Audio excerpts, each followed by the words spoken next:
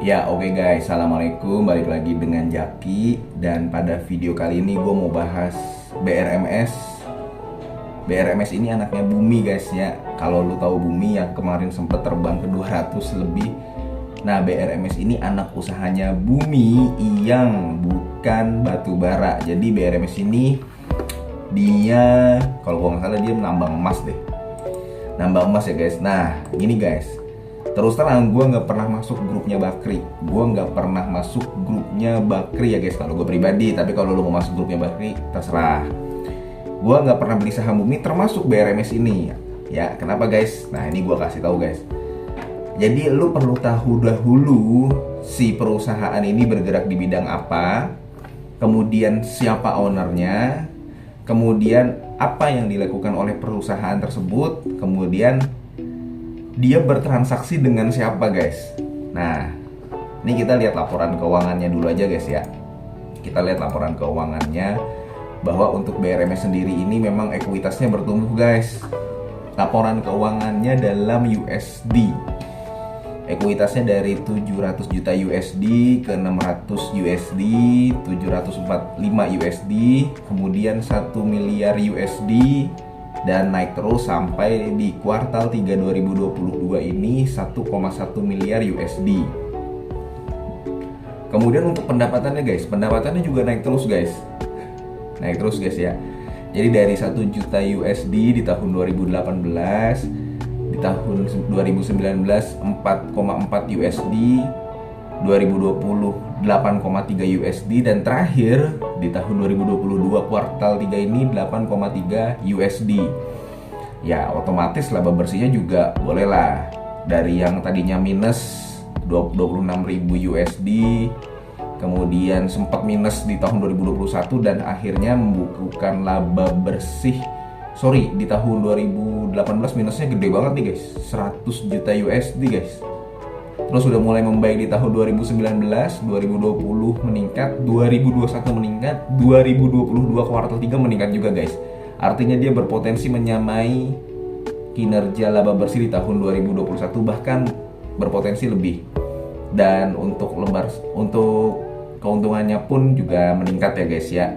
Nah sekarang begini guys, kalau dilihat dari data ini nggak ada masalah BRMS nggak ada masalah kalau dilihat dari data ini. Lu kalau ngeliat di RTI juga liabilitasnya kecil, bagus, kayak Indosemen, kayak Sido muncul bagus. Jadi ekuitasnya bertumbuh, pendapatannya bertumbuh, laba bersihnya bertumbuh, nggak ada yang salah dengan hal ini.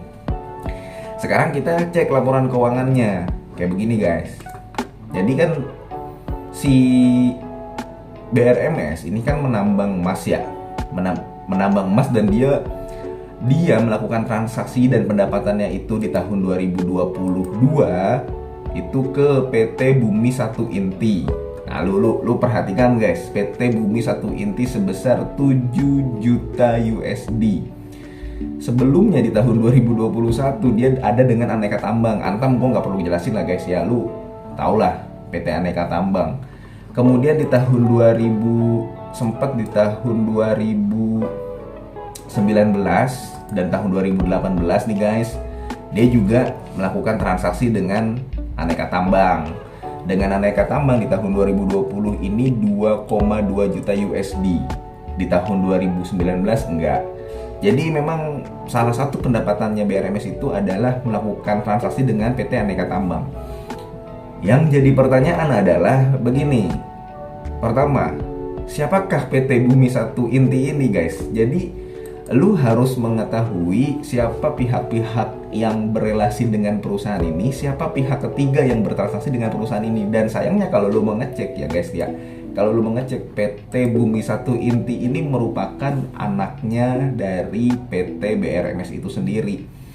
Jadi begini guys, misalkan lu punya sebuah perusahaan ini, misalkan bengkel lah ya guys, bengkel servis motor guys. Ini PT Aneka Motor. PT Aneka Motor punya lu membuat anak usaha baru dari PT Aneka Motor ini, yakni PT Aneka Motor Prima. Jadi sama-sama Aneka Motor Prima guys.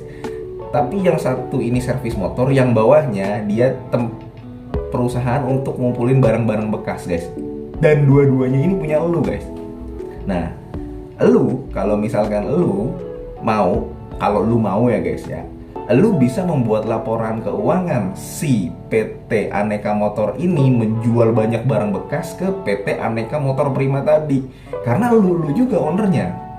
Nah, kalau BRMS ini ya gua nggak tahu lah, dia memang perusahaan bagus lah ya, perusahaan bagus lah, buktinya ekuitasnya naik terus, laba bersihnya juga naik terus. Tapi lu tetap harus melihat dengan siapa si perusahaan ini bertransaksi. Nah itu guys, itu yang perlu lu catat guys ya. Dan dia paling besar di tahun 2022 ini dengan PT Bumi Satu Inti, yang mana PT Bumi Satu Inti ini merupakan anak usahanya dari BRMS itu sendiri. Nah itu dari pendapatan. Yang kedua, nah ini lu perhatikan guys. Yang kedua, dia kan kita coba ke valuasinya ya. Dia valuasinya memang sempat murah banget di tahun 2018 di 0,23, ya memang dia lagi rugi banget. Kemudian naik jadi 0,4, BBV-nya 0,9, sekarang sudah 1,3. Ya. Tapi yang perlu lo perhatikan ya guys, dia nggak bagi dividen, dia nggak pernah bagi dividen guys ya. Gua terus terang gue nggak akan masuk saham seperti ini guys. Dia nggak pernah bagi dividen, yang mana orang-orang yang berada di saham BRMS ini artinya dia mengharapkan capital gain semua. Ya, dia mengharapkan capital gain semua. Dan sekarang berapa sih harga sahamnya BRMS nih? 173. Oh, dia sempat lama mati ya guys ya, mati di gocap guys. Oke, balik lagi, dia sempat lama mati di gocap dan dia sekarang sudah di 173. Dan orang yang penunggu di gocap ini guys, orang yang penunggu gocap kan naik terus guys ya, sampai 130, 170, sampai 244 di bulan April, sampai 260 dia mau TP kan, pasti nggak mungkin lah dia lama-lama terus di bumi di BRMS, karena dia nggak bagi dividen guys. Jadi dia udah tahu bahwa ini gue masuk BRMS cuma dapat capital gain. Akhirnya ya banyak yang TP. Nah ini puncaknya nih kayaknya nih, 290 per lembar. Banyak yang TP, penunggu-penunggu lamanya, penunggu-penunggu mistiknya. Dan mungkin lu salah satu penunggunya yang di harga gocap. Nggak mungkin lu udah cuan lebih dari 400%, berarti ini lu nggak TP-TP. Akhirnya banyak yang jualan guys. Tuh jadi 173 gitu guys. Jadi perusahaan ini udah naik tinggi dan sudah cukup banyak yang jualan. Itu BRMS, dan dia nggak bagi dividen. Ingat, lu yang perlu catat guys, kalau Demas kemarin, Demas kenapa harga saham yang naik banget? Karena orang banyak berebutan mau dividennya, banyak yang mau capital gainnya, banyak orang yang ya udahlah kalau memang nyangkut di harga tinggi gue dapet dividennya. Kalau BRMS sampai 2021, gue nggak tahu ya 2022 nanti dia bagikan dividen atau enggak ya, tapi 2021 dia nggak bagikan dividen sama sekali sejauh ini guys, paling tidak dalam 3 tahun terakhir. Yang dia lakukan justru right issue guys. Coba lu lihat nih, jumlah lambar sahamnya beredarnya ini tambah terus guys, dari yang 62 miliar jadi 71 miliar, jadi 129 miliar, jadi 141 miliar. Ini berarti udah right issue berapa kali nih? 1, 2, 3 kayaknya dah. Ini kalau gue lihat di berita guys ya, lu boleh lihat di berita juga. Gue takutnya salah juga, karena dia sempat ada rek issue tahap 1, rek issue tahap 2. Tahap 2-nya ini di tanggal 13 Agustus 2021. Berarti yang tadinya 71 miliar lembar jadi 129 tuh tahap 2-nya. Jadi dia udah beberapa kali rek issue guys. Dia beberapa kali rek issue dapat duit ya, dan dia kasnya makin tebal, bisa jadi dia melakukan ekspansi bisnis, bisa jadi ekuitasnya naik. Jadi itu salah satu faktor yang menyebabkan ekuitasnya naik guys. Ekuitasnya naik salah satu faktornya dengan right issue, ya benar. Coba lu lihat kemarin, ada banyak aksi korporasi yang bisa membuat ekuitas perusahaan naik. Kemarin gue sempat bahas Indosat dengan Tri kan, merger, ekuitasnya 10 triliun jadi 28 triliun. Nah ini sama, dia melakukan right issue pun bisa meningkatkan ekuitasnya. Jadi itu guys, untuk BRMS itu sendiri. Terus terang kalau gue pribadi, gue nggak akan masuk saham seperti ini. Dan apakah si saham ini bisa naik ke 200 lagi guys ya, karena sempat ke angka 200 guys. Gue nggak tahu lu termasuk orang penunggu di gocap dan lu udah TP, atau lu termasuk orang yang nyangkut di harga 290 ini, gue nggak tahu. Tapi yang jelas menurut gue dengan BRMS kinerjanya seperti ini, ya terus terang gue nggak bisa tahu sih guys. Menganalisa saham seperti ini tuh jadi kayak main tebak-tebakan. Gue nggak bisa tahu apakah sahamnya ini nanti bisa naik lagi ataukah dia akan turun lagi guys, seperti itu. Jadi biasanya gue menganalisa si saham ini bisa naik atau tidak, pertama dari dividennya, kedua dari laba bersihnya, nah ketiga dari valuasinya. Itu guys, dividennya, dari laba bersihnya dia meningkat atau tidak, dari valuasinya. Contoh ya, kalau misalkan kayak Telkom, laba bersihnya nih turun nih, lagi turun, bisa jadi ini Telkom akan turun harga sahamnya.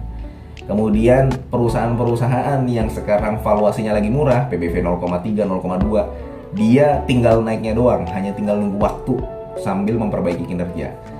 Sama yang tadi pertama adalah dari dividennya. Biasanya perusahaan yang jumbo dalam membagikan dividen, harga sahamnya berpotensi naik tinggi. Salah satunya Demas. Jadi gue biasanya menganalisa saham naik atau turun dari tiga ini. Kalau tiga ini dia tidak dilakukan oleh BRMS, ya gue jadi agak sulit menganalisanya. Dan lu mungkin akan tebak-tebakan di saham BRMS ini. Ya itu aja guys ya kali ya dari BRMS. Terus terang gue nggak pernah masuk sahamnya BRMS atau Bumi atau saham-saham yang di bawah ownernya Bakri. Ada alasan tersendiri bagi gua, dan ini alasan pribadi gue ya guys ya. Terserah lu misalkan mau masuk atau enggak, karena memang ini kan dijual di pasar. Nah ini sekian aja dari BRMS, mudah-mudahan bermanfaat buat lu. Dan gua berbicara dari sudut pandang gue sebagai seorang investor, dan cara gue adalah investing. Jadi gue bukan untuk trader yang gue beli pagi jual sore. Apakah trader juga salah? Ya enggak juga, banyak trader yang sukses juga gitu guys. Oke, mudah-mudahan video ini bermanfaat, dan mudah-mudahan lu juga sehat selalu. Kita bisa bertemu lagi di video selanjutnya. Wassalamualaikum warahmatullahi wabarakatuh.